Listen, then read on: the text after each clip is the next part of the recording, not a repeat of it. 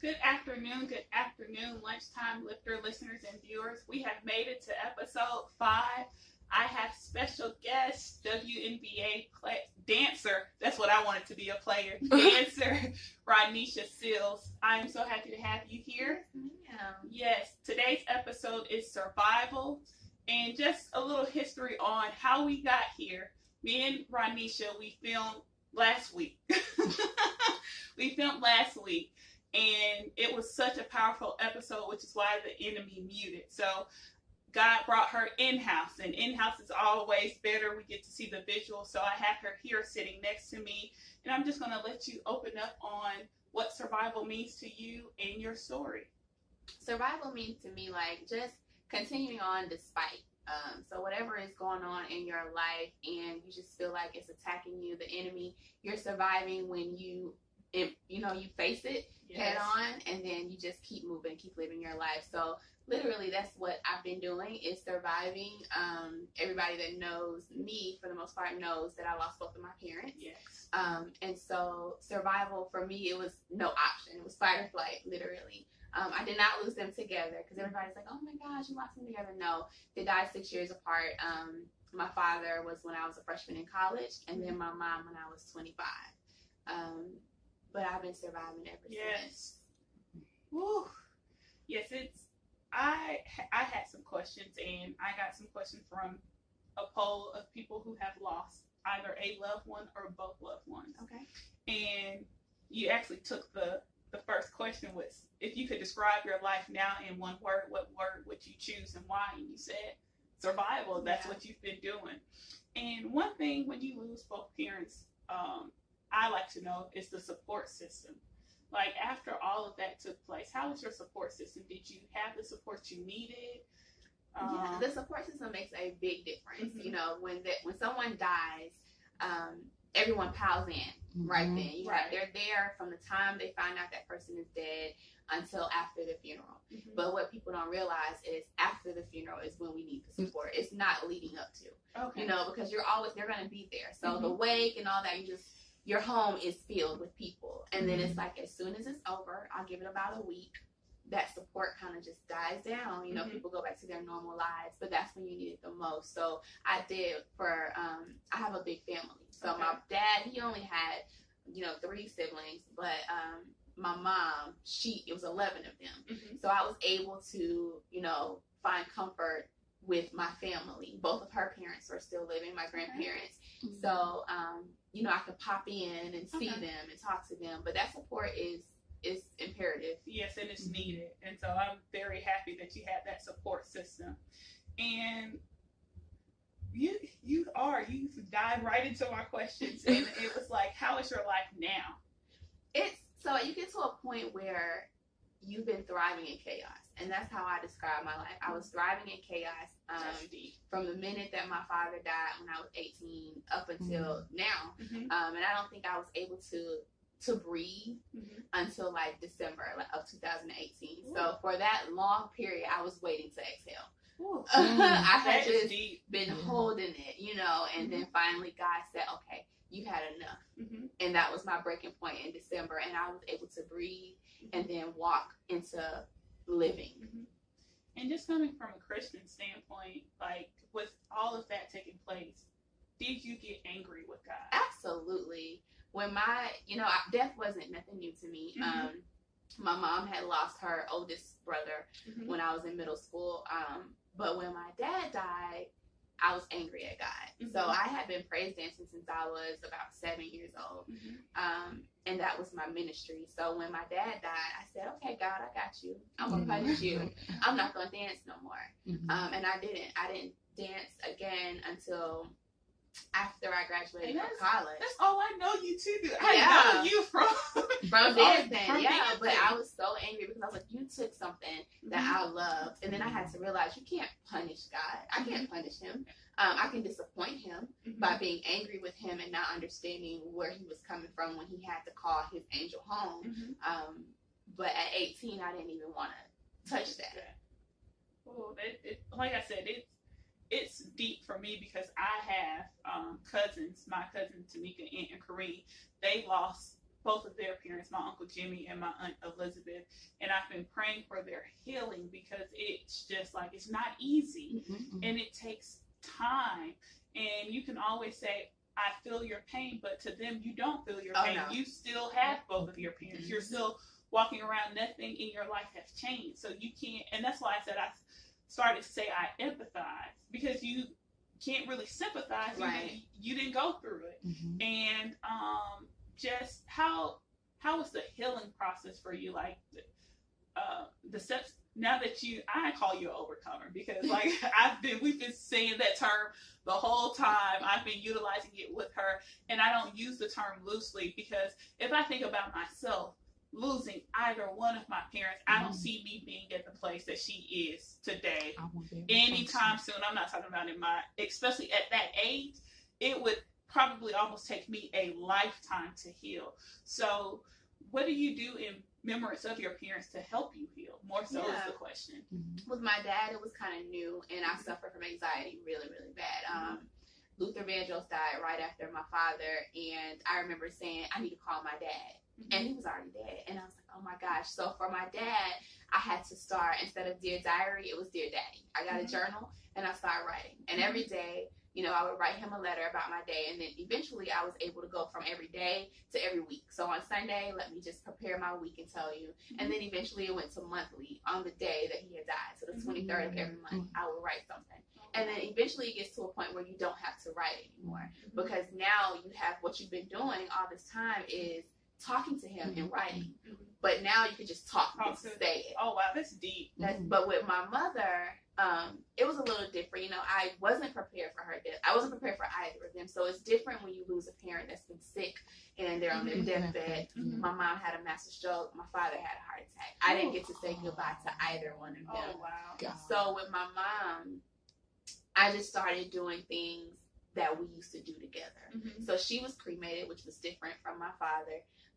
He was buried. So I would take her ashes, buckle them into the seat, and then I would ride to the gas station and just buy a scratch off. My mom liked the Georgia Lottery. I would leave the scratch off in the seat like the whole time, play music that we used to play, and then I would like scratch it off or whatever. But that's what I had to do to try to keep, you know, keep a memory or something going on. A lot of people, that's what death, you know, affects us, is because their presence isn't here. Yes. And so I'm like, okay, if I just keep acting like she's still here, you know, I've accepted that she's gone, but I'm gonna just keep talking to her like she's still here. That just helps me.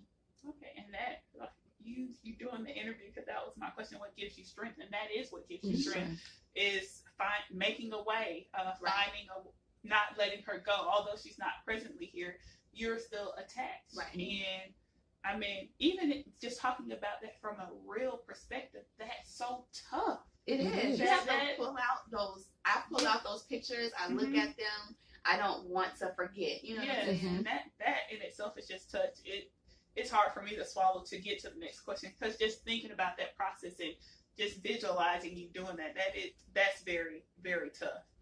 And yeah, you answer that question. Rodneshia really went through the interview, you guys, and survival is such a key topic in today's society, because we don't want to deal with it. And it's a lot of people, especially for the young and saved in our age, we're going under because we don't know how to survive. And I think that's why when I think about your story, is you survived. It's so many people that want to get to your place, they don't know how to, and they don't have the strength to get there, and they're just falling off, and they're doing a lot of things because they don't think they have anything to live for anymore. You know, the people who they were living for, trying to make proud, are no longer here. I feel that. I say it all the time, but then you have to find your why. My son is my why, but also my parents are my why. So even though I can't, because I always say, like, they'll never get to see me walk down the aisle. They'll never get to see me, you know, certain things. Or when you know, have to fill out something, who's your emergency contact. I'm not married. I'm not even in a relationship. Wow. So it's like, dang, that's when it hits you the most. And it's hard, but I think part of survival is, like I said, accepting it and moving on with it. And, you know, you can't wallow in it, and you do have to find that strength. And what I didn't do with my father that I did with my mother is I leaned on God. Because with my father, I was upset. I abandoned God. Mm-hmm. And then when he took my mom, I said, okay, I need you more than ever, because now my whole foundation is gone. It's all gone. And that piece of understanding that people, they just say it so freely, but you don't even know what it really means until God has put you in a position to where he is covered. You know, he had me covered at my mom's funeral. I don't even remember being there. Like, if it wasn't for the video, I wouldn't even know I was there, because I was so lost when I lost her. And he said, okay, I'm going to carry you through this process. Oh, wow. Oh, wow. That's deep. Well, now you survived. Like, I mean, I said that I was going to take the topic after she finished, from survival to survive, because, I mean, that, with these conditions, I mean, it's just survival, survive. And like I said, the average person can't be at the place that she's at right now. It's just impossible. And God does not put more on you than you can bear. And she's a living testimony of that. I used to think about that, and I used to say it all the time with no meaning. But when you get in the situation and you see how certain people stray away versus you stray, but being able to come back full circle and just do that, and you became like a mother overnight. Like, that was a process. It was scary, but not once was I forsaken or left. You know what I'm saying? Like, there were times where I would not know, like, what I'm about to do, where's the money gonna come from, and it always stepped in, because I had that faith, and I prayed like diligently. I prayed morning, noon, and night, because it was like, I don't have anyone. And yes, I have a support system, but people aren't in your home. You know what I'm saying? And so they only are there when you call on them. And I'm not a type of person that's going to say, hey, I need help. So God is my help. My strength I comes can from relate the to Lord. that. I'm very independent, and it's just like, I like to try to figure out a way. And so I would, and then he would be like, you don't have to figure it out. The battle is not yours. All you have to do is say something. So that's when I would start, like, I would wait till the last minute, and then I would just break down and cry, and then the next day it'll be handled.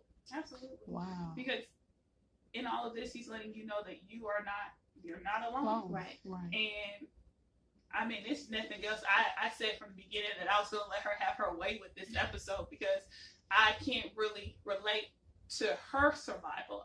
Of course, we survived. You know, parents may have lost a home. You may have gone through this, but every time that I've been in a survival type situation or having to survive, I've had my little sister. We were able to get together as a family and pray, even when we were pretty much near the bridge. But when you have each other, it's just like, that bridge becomes home. It's just like a different feeling when you have your mother, your father. And so, I mean, I just wanted to get this on air, because I know people personally that's still suffering with survival. And I told Rodneshia that, I said this was a much anticipated show, because I wanted to get out there that we can survive. We can grab each other and help each other, you know, get through these situations. So Absolutely. Just to close it out, any advice or any? For those that are going through it, I would definitely say, talk to someone.